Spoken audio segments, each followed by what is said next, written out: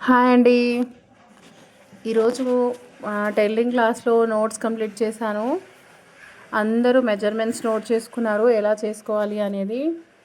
ఇంకా డే అంతా అదే హడావిడిగా జరిగిపోయింది. ఇంకా స్టిచ్ చేసేవి చాలా ఉన్నాయి.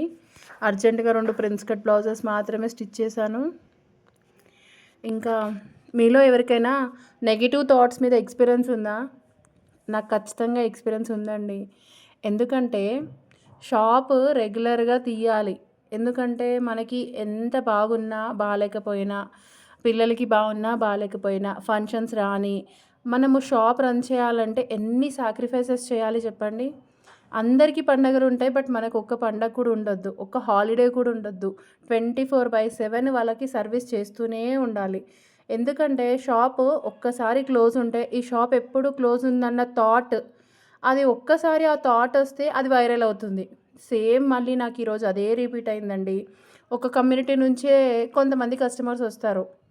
ఒక్కరికి ఏదైనా చిన్న తేడా అయితే వాళ్ళు ఎలా చెప్తారంటే, ఈ మధ్య తను బాగా కుట్టట్లేదు. అసలు ఎంత ఈజీగా నెగెటివ్ స్ప్రెడ్ చేస్తారంటే, ఇంకా వచ్చేవాళ్ళు కూడా రాకుండా ఆపేయడం కోసం అనమాట. అక్కడ పెద్ద ఇష్యూస్ ఏమి ఉండవు. చిన్న లూజో లేకపోతే చిన్నదేదైనా చాలా చిన్న చిన్న ఇష్యూసే ఉంటాయి. బట్ ఏంటంటే తను ఈ మధ్య బాగా ఫోకస్ చేయట్లేదు, తను ట్రైనింగ్ మీద ఫోకస్ చేస్తుంది, స్టిచ్చింగ్ పైన ఫోకస్ చేయట్లేదు అని ఇలా అంటారు. ఇంకా అందులోంచి రావాలన్నా ఎప్పుడు రెగ్యులర్గా వచ్చేవాళ్ళు కూడా ఆలోచిస్తారు. వచ్చి ఇలా మీరు చేయట్లేదు అన్న వినిపించింది అని అంటే అసలు ఈ నెగిటివ్ థాట్స్ని తీసుకోవడము, డైజెస్ట్ చేసుకోవడం చాలా కష్టం అండి. మీకు ఎవరికైనా ఎక్స్పీరియన్స్ అయితే కామెంట్ చేయండి. Thank you.